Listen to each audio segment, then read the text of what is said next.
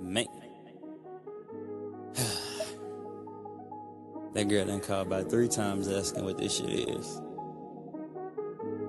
I'll come back to the house in a minute, man. Don't pay the neighbors no goddamn mind. Yeah.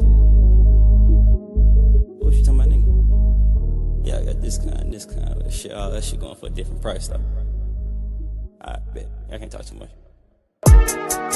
She said, damn, what is this flavor? I got the flavors, this shit loud. You got neighbors, they like the flavors. This shit smoke, it's like the 80s, it's jumping like coke. She said, Kush, it make a float. Better go these ranks, we gon' have to rock the boat, man.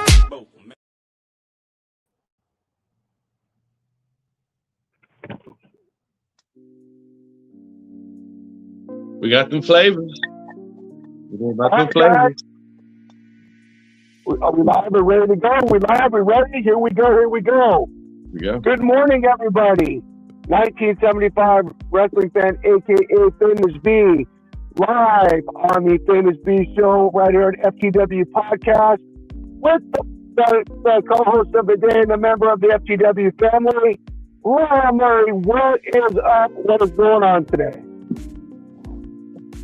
What was that, B? What's going on today, man? What's happening? What's going on today, man? Same shit, different day, brother. You know, it's just another Wednesday. I'll be honest, a little excited for some AEW Dynamite tonight. Last week wasn't bad, wasn't too shabby, so. Yeah, I'll let you go ahead and talk about that as well. I thought today on the podcast, we would talk a little bit about Monday Night Raw. We didn't have a show on Monday, unfortunately, but that's all right. That's why we're here to cover it today on the Famous B Show podcast right here on the FTW podcast. All right, so let's begin here.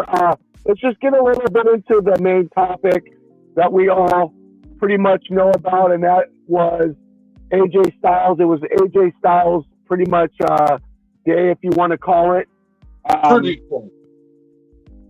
And we all I had mixed emotions about that as well, but let's get into the overall show itself. So Gunther comes out. Well, first of all, we had Adam Cole and Corey Graves come out, letting everybody know that it was about AJ Styles today.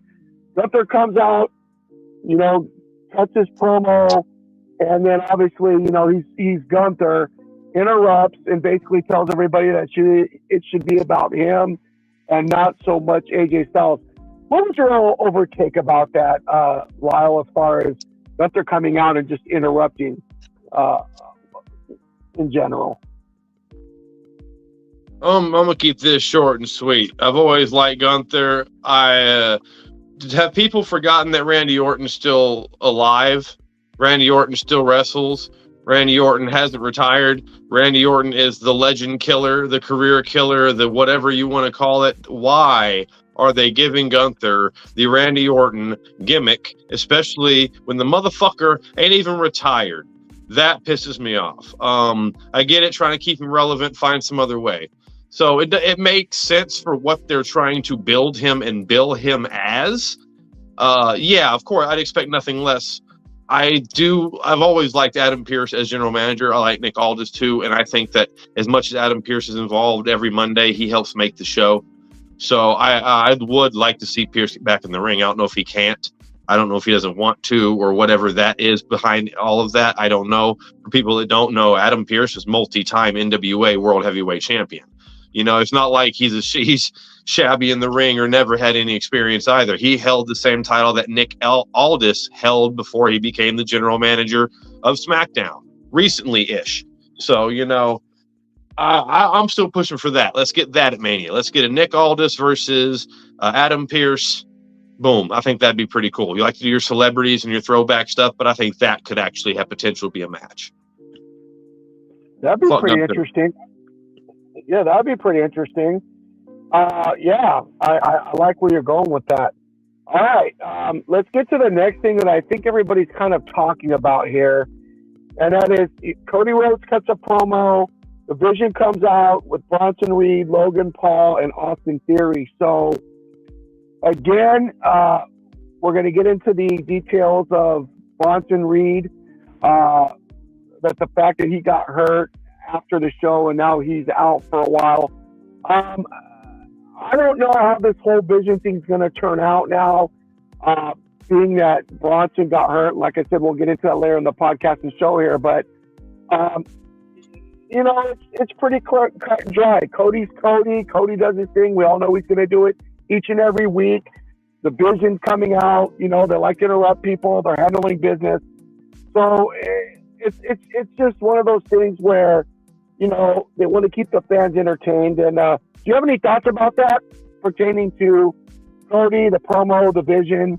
I mean, I'm sure we're going to talk about, you know, that whole thing with Bronson Reed as well. Sorry, not sorry. The Vision's dead. I thought the Vision was dead when they immediately booted Seth Rollins out shortly after. Then I saw, okay, well, they're going to have, you know, Braun kind of take the reins. I kind of like where this is going. Paul Heyman's doing the brunt of the work. Braun's fucking just amazing. Breaker, I'm talking about. And then Breaker goes down, and it's like, well, you're hanging on by a thread here. At least you still got Paul Heyman. Logan Paul is really trying to step it up. Bronson Reed's impressive. Now Bronson goes down. Both Brons are out. Now you're stuck with Austin Theory, Logan Paul, Paul Heyman. No, Vision's dead. They need to go ahead and no, sorry.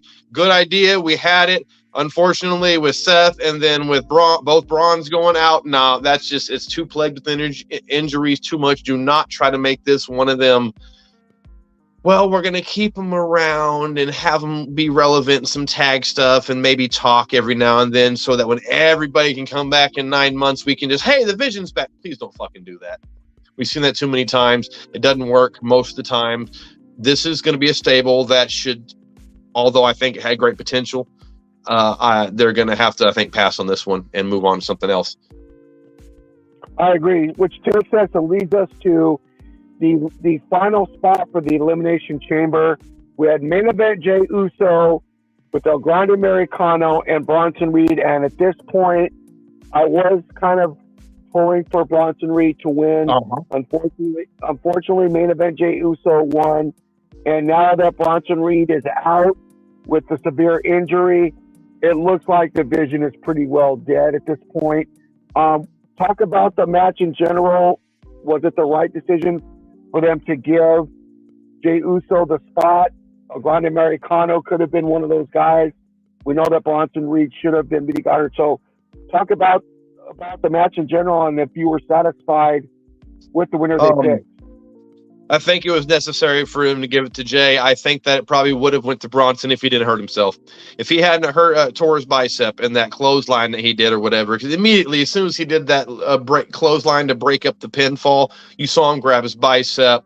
I think Corey said something about it on the sideline. One of the commentators mentioned it or something. I hope it's not a torn bicep or some shit. And yeah, that's pretty much what it was, a torn bicep injury. I think until that point, it was supposed to be Braun. I really feel like they Hail Married, the audible. They called an audible on that one.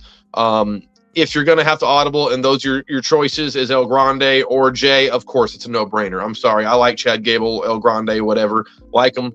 I'm sorry, people. Chad Gable is not El Grande Americano. I don't know why I got those two confused.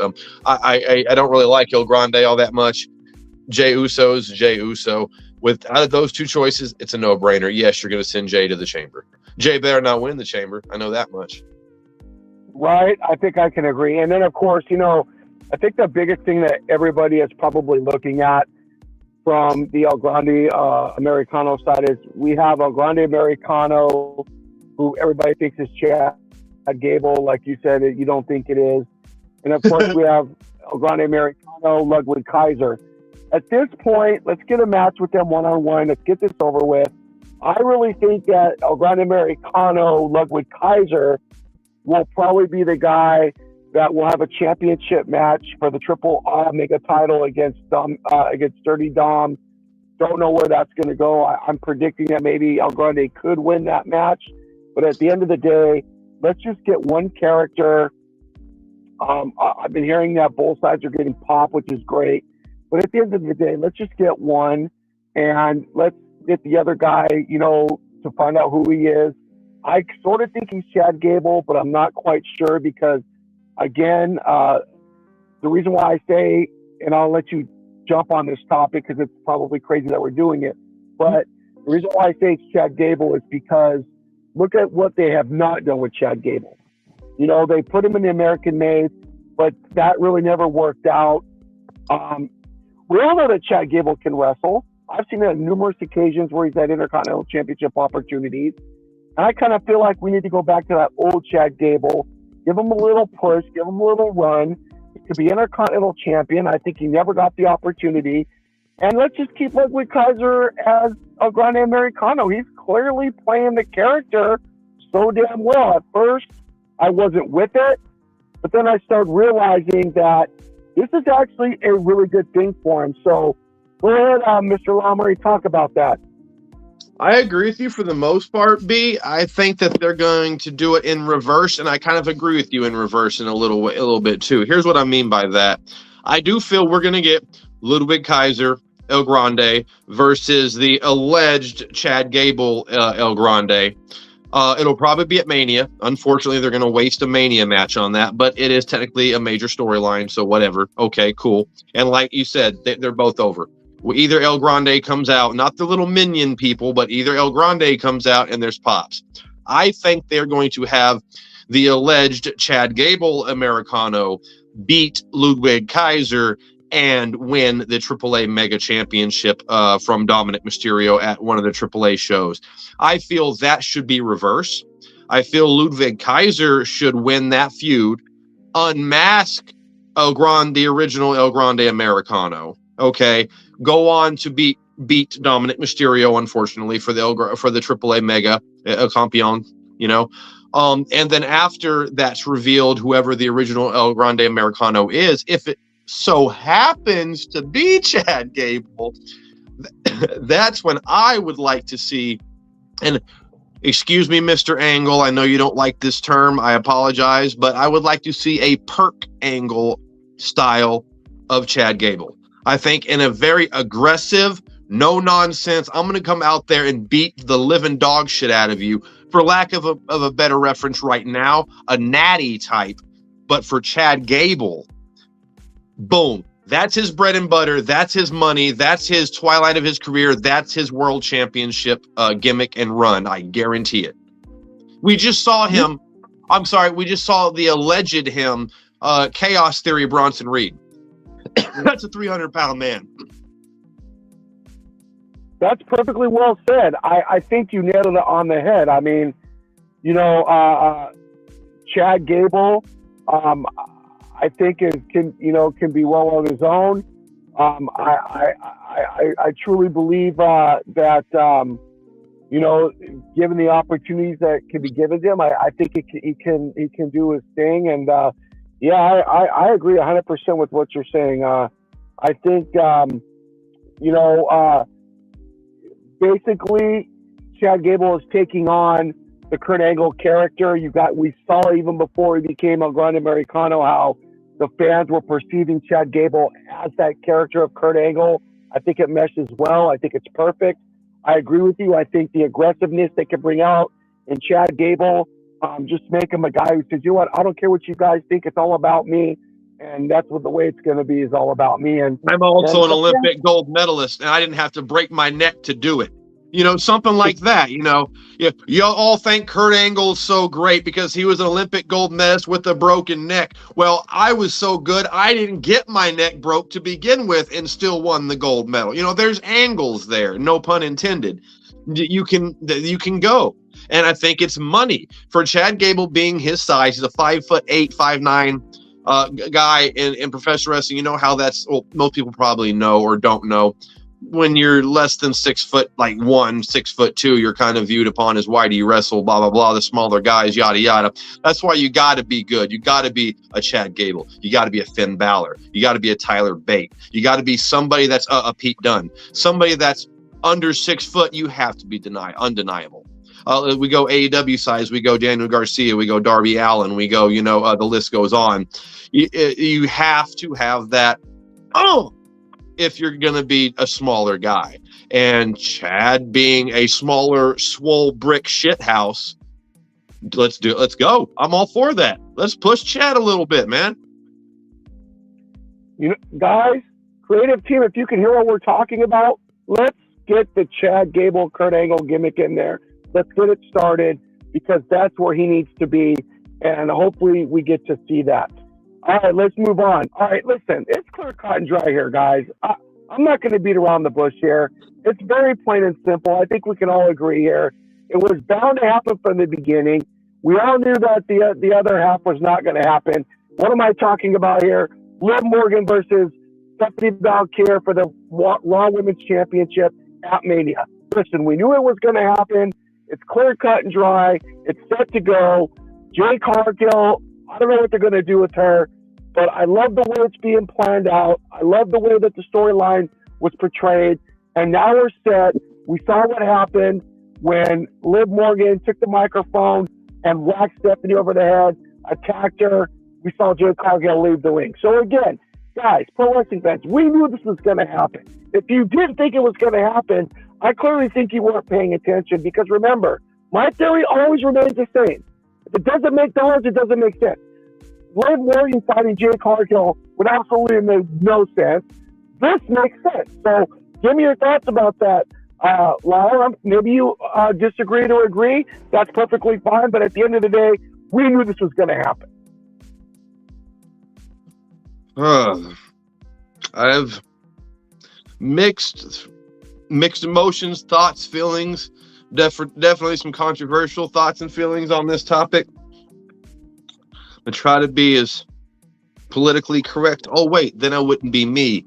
Fuck Jade Cargill. She shouldn't be a goddamn champion. Okay, the woman can't fucking wrestle. I'm tired of sticking up for her. I've been sticking up for her since I fucking saw her in AEW. I've been, she's not surrounded by super great talent in AEW. That's why she can't learn to get better, because she's the best talent they got at that time, and she's not very good. So I'm tired of making excuses for her.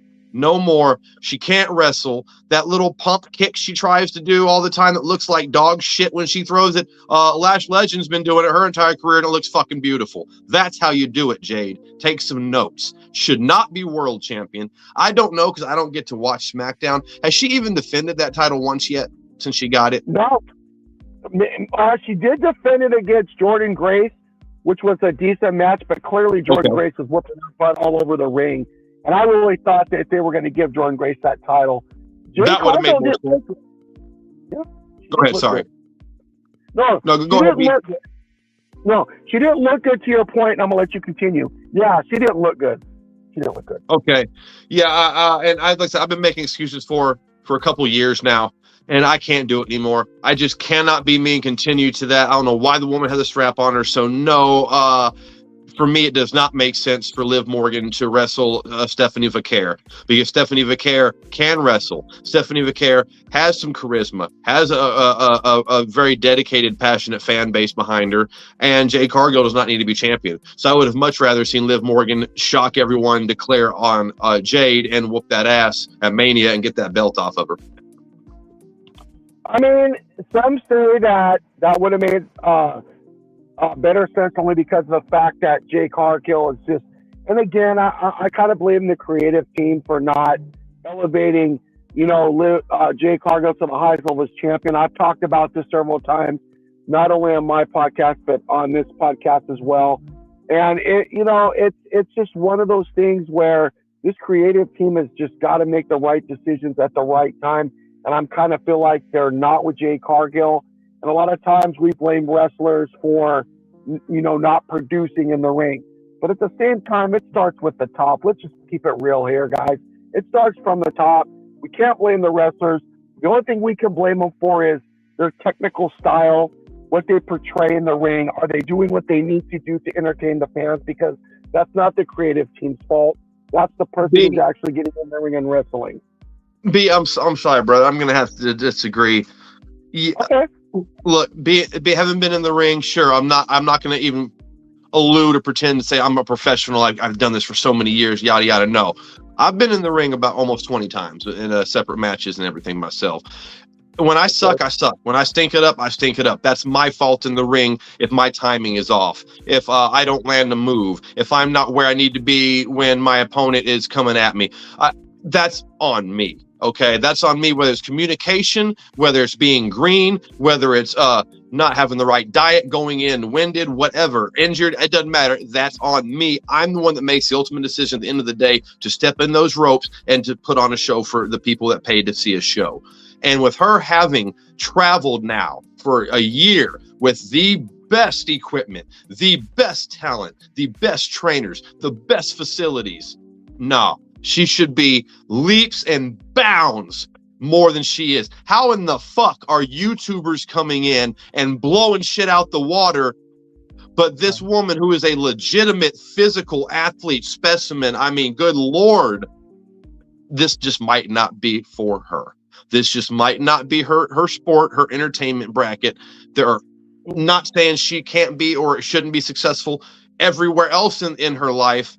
I right now, I'm not calling it quits on her yet. I'm not saying she's done. Let's just get rid of her. I'm not giving up all hope, but I am throwing it out there that you'll hear it here first. Maybe this just is not the Jade Cargill space. And again, that's why, guys, we have this show and podcast as a family, because we could agree to disagree. But let me rephrase it better. I agree with what you're saying. What I was trying to get at was it is her responsibility to perform at the highest level as far as how she's going to portray herself in the ring with all her technical moves. We know that she kind of draws the crowd in by being a tough badass and calling herself she's the baddest bitch in WWE. But again, maybe I need to rephrase it a little better by saying that she needs to show more effort, needs to put on better moves. She's really got to work on her skills in the ring. So maybe I need to rephrase that a little better. She has the aura. She has that aura, that presence that, like I said, you look at her, you're like, oh my God, wow. You know, you have to just, wow. That's all you can really say. So you've got that. If you've got that, shit, that's one of the hardest things to have. You got that, everything else, as long as, you know, you got the dedication and the ability, the talent, it should just fall right into place. That's all. Exactly. All right, guys. Well, let's move on here now. This next topic that we're going to discuss, I feel like a lot of people really don't care. Again, we're here to support the female wrestlers and male wrestlers. 100%. But at the end of the day, guys, I really don't think anybody really cared about the Maddie and Maxine Dupree match. I love this new character that they're portraying on Natty. Where the hell has it been?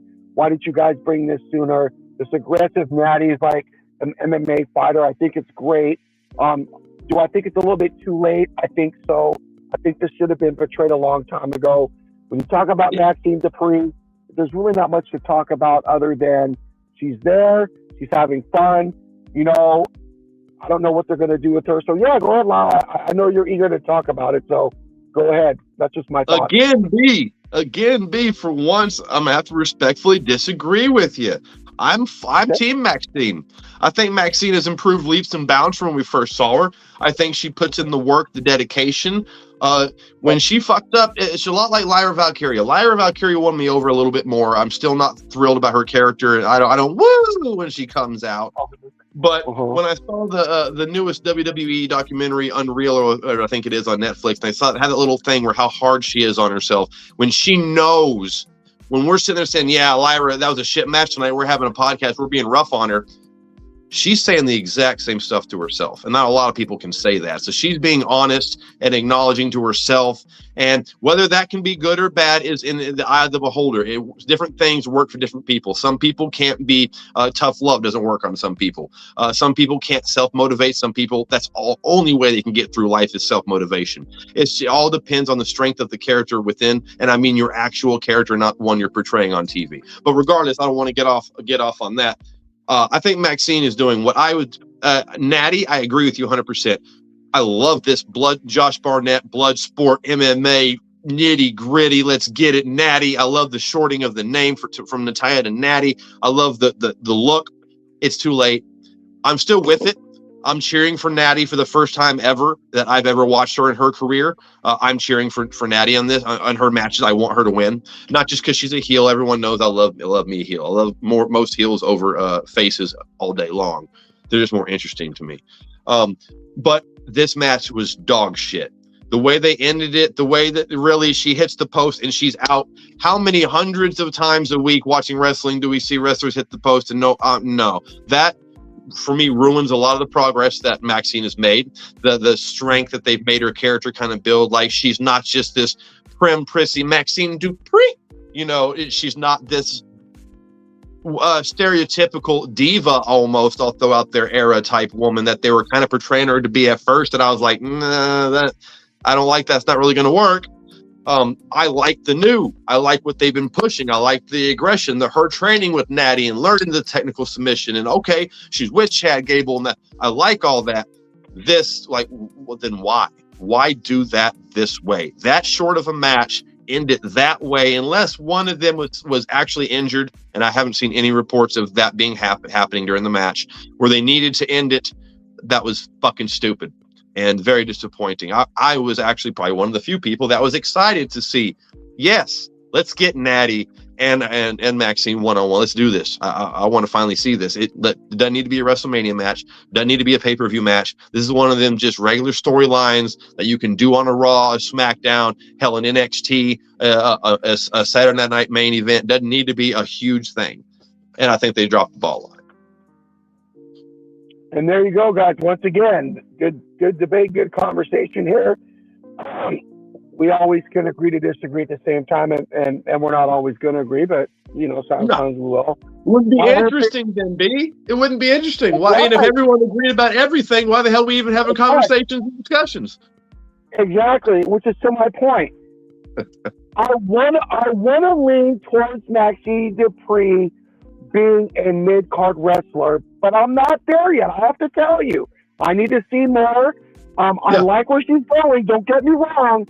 Yeah. But I'm not quite down that mid-card level yet. I have to disagree with you on that. I love Maxine Dupree, but I haven't seen anything to show me that she's a mid-carder yet. I got to see more. And that just comes within the creative writing team. But I get where you're coming from. I really do. Yep. All right. Let's get to this whole vision thing. Now, is it just me, or are we seeing now Paul Heyman just drastically going back to Brock Lesnar? I mean, it's clearly clear cut and dry here. Brock Lesnar comes out with Paul Heyman. They cut a promo. He's giving us the dates of when he's going to be available. Now he wants a WrestleMania opponent. We don't know who it is. He's calling everybody out. To me, it's just the Brock Lesnar, Paul Heyman of old. It's like, people, are we really supposed to be like, oh my God, oh my God, oh my God? No, people, we're not. Nothing has changed. Give me your thoughts about this whole thing. I don't think that people can handle them. We're about to lose all our followers right now. Unsubscribed, I'm about to get canceled. Because I'll tell you what, this is the people of the world being dumbass shitbrains. This is our fault, because when you put Brock Lesnar's name on a goddamn marquee, guess what? The fucking building sells out. They were having trouble selling tickets for WrestleMania, so hey, let's guarantee Brock Lesnar is going to have a mystery opponent at WrestleMania. Let's see how many tickets we sell. Say is a prize fighter, a legitimate prize fighter. Same thing they used to do is use Ronda Rousey for. Same thing you use The Rock now for. When his name gets dropped, you're selling fucking tickets. John Cena used to be able to do it. I mean, it's cheap money grab that we as consumers fall for, bitch about, and fall for again. Time after time, we are the problem and we need to break the cycle. Now that rant is made, I'll get onto the wrestling aspect of it. Yes, like I said, the vision's dead. Man, the division's dead. I think that this is also not only their cheap money grab, this is their attempt at, well, we need to keep Paul relevant. Paul Heyman is Paul Heyman. He's going to stay relevant, but we're not going to just stick him with Austin Theory. You know, we're not just going to stick him with Logan Paul. So Brock's kind of back. What do we? Yeah, boom, perfect. Perfect pairing. And now they can tease us with mystery opponents. We can see more rumors about, oh, it's going to be Chris Jericho. Oh, it's going to be Edge. Oh, Seth Rollins is going to come back and oh, it's going to be, we're going to see that all the way up to Mania now. It's going to get so annoying how many legends names are getting thrown out there. We'll probably see Goldberg, some dumbass shit, even though he already had his retirement match. People are people. We got to talk about something and create the drama and create the theories. It's too early for me. I can't even fathom who his last opponent was going to be honest with you. I thought when came out there and Brock came out there and all that, I truly thought that they were going to just say, you know what? No, AJ, you're not done retired or whatever. We're going to have you and me at Mania or some shit like that. I have no idea who the mystery opponent could be. It'll be interesting. So on a wrestling aspect, cool. This will be interesting to see. I'm not super stoked about it though. Here's the thing that I don't understand here, and maybe it's just me. Why the hell are we focused on Brock Lesnar? Didn't you people want Roman Reigns to win the Royal Rumble? Didn't you want Roman Reigns to go to WrestleMania and have a chance at a title shot? Now he's facing CM Punk. Why are we not talking about that? This is what you people wanted, yet just because Brock comes back now, it's like, oh, it's about Brock. It's us focusing on this mystery opponent. Oh, him. It's like, yo, people, we still have a world championship match between Roman Reigns and CM Punk. That's what you people wanted, but yet now, well, Brock's here again. He's gonna do his thing. But clearly, Roman Reigns is gonna put probably more fans in the seats than Brock. But Brock's an entertainer. That's what Brock does. But at the end of the day, we're not talking about this. This is what you people wanted. Because clearly, Roman Reigns stated, well, they had their opportunity to find who they needed to find. But now that I'm back, now the focus is on me, and I clearly got to do my job. So that, to me, in general, I just can't understand. And again, it's just weird to me how all this focus is on Lesnar, but no one's paying attention to Roman Reigns versus CM Punk, which is probably going to be a decent match. Am I right or wrong here? Oh, that's going to be a fantastic match. And everyone knows I'm not a CM Punk fan at all. Tribal Chief all the way, put them ones up. OTC,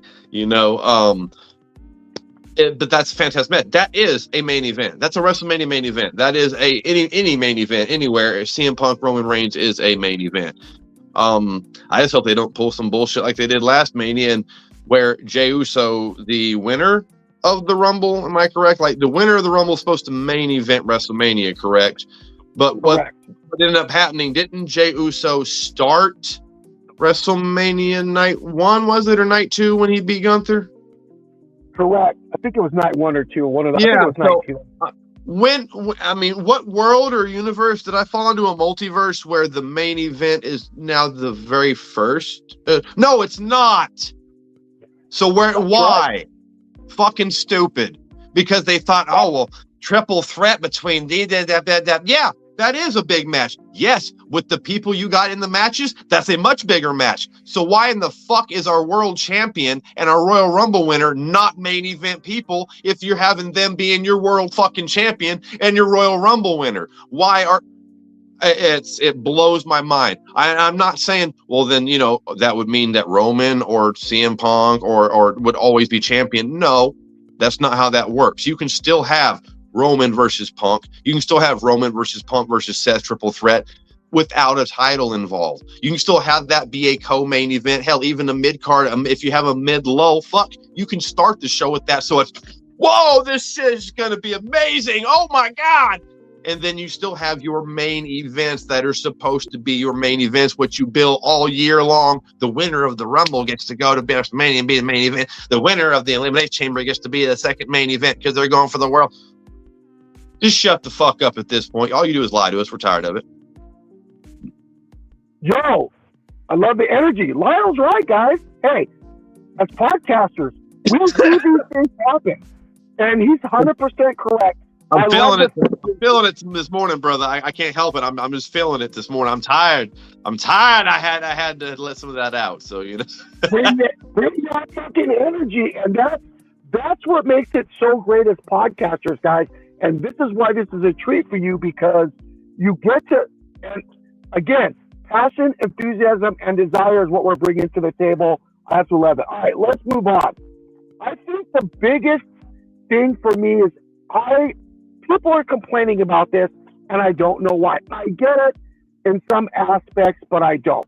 I'm talking about Becky Lynch defending the Intercontinental Championship against AJ Lee this coming Saturday at the Chamber. Now, some are saying AJ Lee has been out of the ring for almost 10 years. This is their first singles match in a long time. Listen, guys, I expect AJ to be rusty. Come on, people. I mean, it's bound to happen. Can Becky beat AJ Lee at the Chamber? And can this feud continue until Mania? Absolutely. But at the end of the day, what they're doing is exciting us fans. The promos were a little shaky, at first, but think about this. It's the build-up that's going to make the match fun and entertaining. Whether who wins or loses, I don't think is the question. I think it's a question of how entertaining are we going to be? How exciting is the match going to be? Is AJ going to be rusty? Those are all the things that we're all going to question, even myself. Not only as a fan, as a podcaster. So let me get your thoughts about this, Lambert, because I'm sure you got a lot. Putting the energy. I know you're going to come at it. Go for it. I'm ready. I'm going to turn it over to you. For once, I'm all for this. And this is why this makes sense, people. We're just talking about it. Like you see, you put name. Who else makes sense? Or we could see Bayley versus Becky again. No. Charlotte versus Becky again. No. Alexa versus Becky again. No. Lyra versus Becky. No. Like, you can start this throwing, no. Just Zelina, whatever brands you want to go, SmackDown, Raw. None of them we've seen it before. Seen it before. This will put butts in seats. This, I think AJ's still in good enough shape, and Becky is the man that they can put on a decent match. It can be a good match. The storyline is there. Whether they want to play into it or not, we all know their significant others don't like each other, so it kind of plays into all of it. There's that family feud type shit. There's everything. There's the history, Divas division versus women's division. There's all of that, and I'm all for it. I think it's going to be good. I think it should be a WrestleMania match, not necessarily an Elimination Chamber. But what do I know? Right. All right. Let's get on to the next thing here. All right. Listen. I loved this match. I'm going to tell you guys why I love this match. Javon Evans versus Kofi Kingston. Listen, Javon Evans is going to be the future of this company. I love the fact that wrestlers want to work with Javon Evans to elevate him, to push him, to really just, because they know, they're like, look, this guy's the future. Let's work on it now. Let's get him going. He's going to be in plenty of situations. Yes, Javon Evans won the match, but guys, it's just, I'll tell you what, I love the fact that wrestlers are working with wrestlers for the future.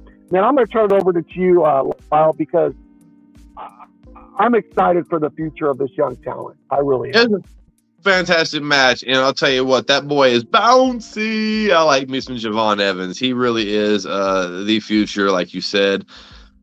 Great match. Kofi Kingston was a great pairing for him. They put on a fantastic match, and Javon, I'm glad Javon did pull it out. He needed that win, to have that win over Kofi. Like you said, it's good to see the older talent is wanting to work with him. That's going to be a meteoric rise for Javon.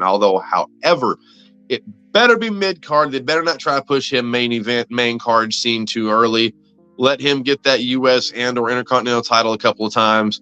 I think let him cook around that division for a couple of years. Yes, people, I said a couple of years. I know it sounds like forever. When you watch wrestling, it really isn't. Let him cook for a couple of years. See if he's going to bulk up a little bit. If he's not, I'm not saying he has to. But you see those wrestlers that come in when they first get there, and then some people look like Dominic Mysterio their whole career. So you don't know. You're right. A lot of times it only happens after injuries or long absences. They'll leave out, come back jacked or whatever they're going to be, or slim down depending on what they came from.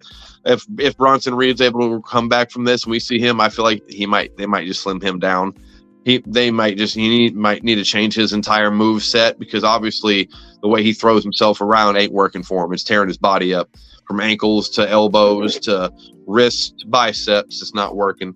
But that's off the topic. Back to Javon Evans. Yes, fantastic, great match. The right wrestler won, I think, at this time. And let's push Javon Evans mid card and or tag team. I'm fine with tag team as well. I want this match to happen. Forgive me for even going this far, a pro wrestling fan, but as a podcaster and a fan, I think this match would make absolute sense right now. Based upon both of these characters, the way that they're high flyers, their technique in itself, I want to see this match right now. Javon Evans versus Dominic Mysterio for the Intercontinental Championship.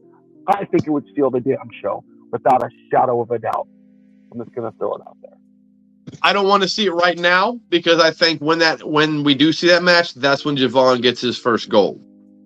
And I'm not ready for my boy Dirty Dom to drop that Intercontinental title quite just yet. I want to see a couple more defenses from him. I want to see him win this chamber and go on for the main title picture. But regardless, you're right. That would be a fantastic match. I just think it might be a tad too early right now. No. Let me rephrase that. I don't want to see Javon win the Intercontinental Championship. What I should have said was, I just want to see the match happen in a non-title match, just so that Javon Evans gets the taste of what it's like. Now, let's remember, Javon Evans should have beaten Obafemi for the NXT Championship. Honestly, he put on a show. But again, for just to get that experience to face Dirty Dom in a non-title match, get him set up, get his feet wet, I think would be great. And then, of course, in the future, hopefully we can see that match between Javon and Dirty Dom. All right, let's get into the last spot for the Women's Elimination Chamber. We had Io Sky, Raquel Rodriguez, and Kairi Sane. So I picked Raquel to win this match. I was right. Unfortunately, it could have been Io Sky. But again, I just thought that being that that she's a tag team champion with Rhea, possibly those titles would be defended at Elimination Chamber. But I'm okay with Raquel winning. I think she should get an opportunity to shine, and I'm okay with it. 100% agree with you. Raquel started to grow on me a little bit. Needed to win this match. Should have won this match.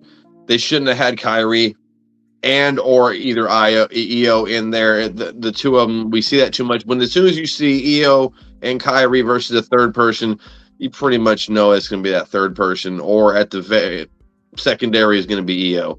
Kairi ain't winning nothing. They treat her like dog shit, and this match should have had a different third opponent. Other than that, though, it was a good match, and I was excited to see that Raquel pulled out. All right, guys, we're getting into the final topic here before we end the podcast. I think we know primarily this Monday Night Raw was all about one person, and one person only, and that was AJ Styles. Listen, at the end of the day, I thought there was something crazy going to happen to where he was going to pull a Mark Henry and say, I'm not really retired, and something like that, but it was clear cut and dry. He made it clear. And the best part about it which was shocking to me, because I didn't think it was going to happen so soon, was that Undertaker comes out and tells AJ he is inducted into the 2026 Hall of Fame. Never saying he didn't deserve it, but I was completely shocked that they did it so quickly, and I wanted to get your thoughts about that. And again, this night was about AJ. We pretty much knew that, but wow, what a turnaround from just losing your match against Gunther to all of a sudden now being inducted into the 2026 Hall of Fame. I mean, wow, that was pretty shocking to me. Give me your thoughts. Huh. Okay. Before I say anything else, I want to get the negative out of the way, because I like AJ Styles. I really don't have anything bad to say about AJ Styles. Okay.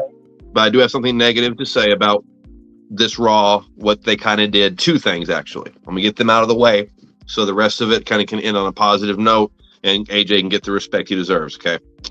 For sure. Why didn't they do something like this for John Cena?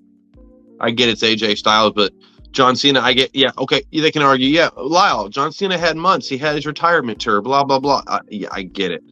But he didn't have this type of, like, the way they did. I don't know, it felt different to me, and they should have had something like this for Cena, I feel. That was part of the negative for me. The second negative was, why are we seeing people, Abyss, seeing Frankie Kazarian, seeing all these TNA stars, seeing all these other people from other organizations, just little backstage snippets throughout all of Raw. And they can't even bring him out to the ring for AJ. They can't bring him around the ring for AJ. They stand by Gorilla out top at the top of the thing. They will flood out the locker room at the end to stand there and clap. The man didn't die. Like, it felt like a fucking funeral there at the end. I felt some type of way about that. I'm like, no, this doesn't feel very right to me. That's the only negatives out of it. Now, positive, AJ gave a great speech. The crowd. The other negative, the crowd, Georgia, you should be ashamed of yourself. You didn't really get into AJ until there towards the end of his speech. And when he was out there and getting emotional, y'all started getting emotional with him. But if you listen and go back, the pop wasn't great. I guess it was mainly people, maybe people were in shock or crying, or I don't really know. But I was not impressed with the crowd at the very beginning of it all. I thought, no, come on, man. Now, okay, back to the positive parts of it. Great speech. AJ, respect. That's why, he said, I didn't want to put my gloves down somewhere else. I wanted, if I'm going to lay my boots, or metaphorically my boots, his gloves in the middle of the ring, I'm going to do it here in Atlanta, do it here in Georgia. The Undertaker coming out was awesome. That was great. He's a dick. Mark, you're a dick for teasing, even just for the briefest second, that when you said we have unfinished business, that you were going to run that shit back at WrestleMania one more time or something. That's the chill that me and my brother were watching. We were like, no. They both had their Undertaker has. They're not going to run that shit back again, are they? And then in the Hall of Fame. The Hall of Fame makes sense to me for one reason only, and I hope I'm right. I hope that he did say retire from wrestling, and they're going to hold that over his head because people are stupid.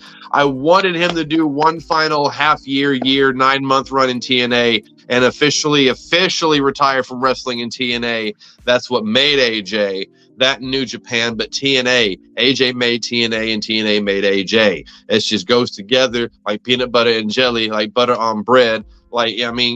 Cream cheese and bagels, man, it goes together. And the fact that he may not ever now have a little bit more, one last run in TNA, kind of kills me. And I hope that's why they inducted him into the Hall of Fame so quickly, so they can get that done. And then we can see an announcement that AJ is going to have signed a 3-month or a limited contract with TNA. And again, the fans are going to castrate him. Well, it said you were done with wrestling, and man. Ahead of time, I'm gonna snip this in the bud right now. Went into the future, and I saw all y'all haters and mark ass motherfuckers, and I'm telling you right now, when that happens, leave AJ alone. You do the same damn thing if you get the opportunity. So shut the fuck up. It ain't for money. It ain't nothing to do with money at this point. It's just what's right for the sport of wrestling, for AJ Styles, and for TNA. I have to agree with you 100%. There is nothing I can debate on that. I fully 100% agree that TNA should have gave AJ Styles one more match before he called it quits. And the fact that they didn't kind of disappointed me a little bit. But again, AJ Styles is going to the Hall of Fame in 2026. Getting back to your point with John Cena, if I'm not mistaken, I think John Cena, may have told Triple H, when I'm ready, I would like to be inducted into the Hall of Fame. I could be wrong, but I think that's what I heard in the press conference. But at the end of the day, you're right. TNA, shame on you for not giving AJ Styles one more match. Well, I'm not going to say that, B. I don't want to say that because I remember there being rumors of TNA trying to get a contract and begging AJ to come back and do a retirement tour with them.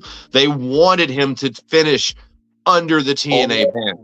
which is why I'm hoping that that's why this is. They inducting him in the Hall of Fame. That was made part of the deal. Boom, boom, boom. You can go do this. I'm hoping and crossing my fucking fingers because that's what would be right. That's what needs to happen. I don't think TNA dropped the ball on this one at all. I think it has to do with other type of politics, TKO, AJ's contract, all of that. I really feel that AJ or that TNA was trying to reach out and do something. Okay. That makes sense, Dan. And again, I'll do more investigating on that. Yeah. But again, you know, congratulations to AJ. You know, you deserve it. You've worked hard. Some say that, you know, John Cena should have been in there before him. I totally get it, but I think John Cena wants to do it on his terms, which is okay. I mean, every person should have a right to do that. All right, well, guys, I think we're going to wrap up the show here on the Famous Beast Show podcast on FTW.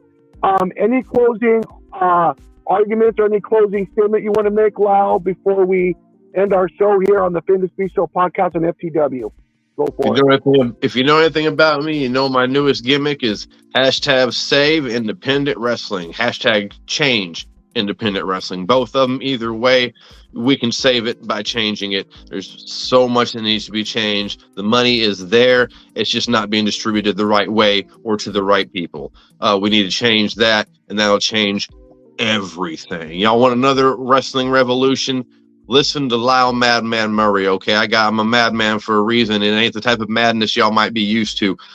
I'm a man with a plan and a purpose. You listen to me, we can change some shit. So let's get that going, get that hashtag going. Other than that, make sure you follow FTW Family Time Wrestling Podcast. You got independent wrestlers on here. We got content all the time. We got interviews.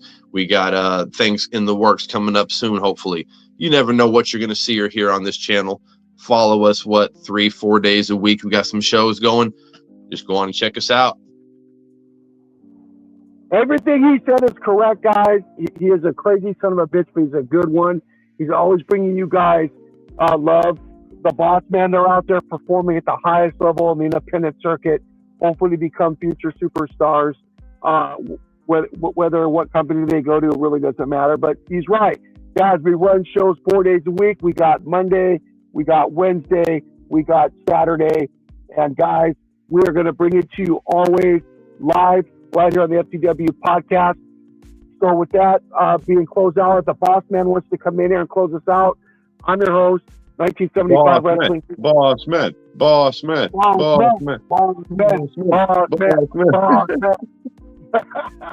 We're waiting for Boss Man, but again, guys, fantastic show. I want to thank Lyle for being my co-partner here, guys. And we're not going anywhere. It's all about you guys. Lyle's a beast. Appreciate it. We're going to bring you guys so much heat on Wednesdays. You all better get ready. And with that being said, Lyle, I guess we're going to close out the podcast. Boss Man's probably busy. You know, Boss Man always making money and making moves and trying to get us to the next level. So that's probably what's happening. All right, guys. Well, I think that does it for today. Thank you all for watching, and we will see you guys back here on Saturday morning. I'm not sure if Lyle's going to join me or not. I probably will be myself. I think I'm going to be working, brother. And FTW Rock. All right, guys. With that being said, we are out. Thank you all for watching. Thank you for the support. Continue that, and we are out, guys. Diamond Lane.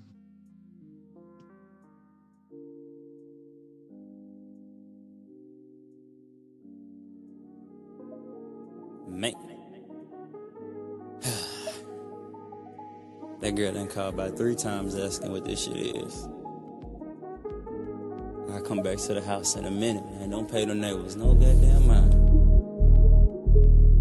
Yeah.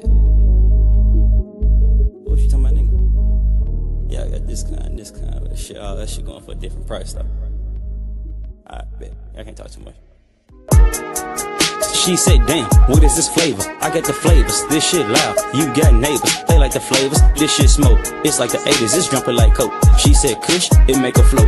Beverly Hills Ranks, we gon' have to rock the boat, man.